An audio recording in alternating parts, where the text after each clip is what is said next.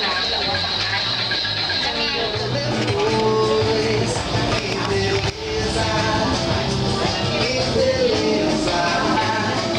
รากินไปเถอะยังไงพร้อมถ่ายรูปเหรอโปรไฟล์นะดอกไม้ใช่ไหม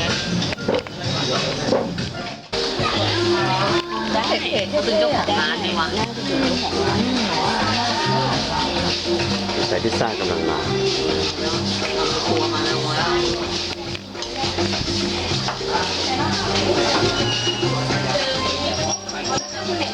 ผัดได้เป็นชีสพิซซ่า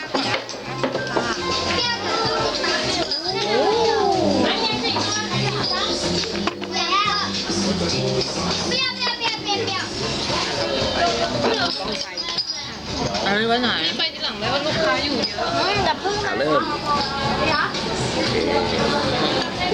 ยกไปเลย เอามือก่อนใช่ โอ้ไหม โอเคเลย อันนี้ชี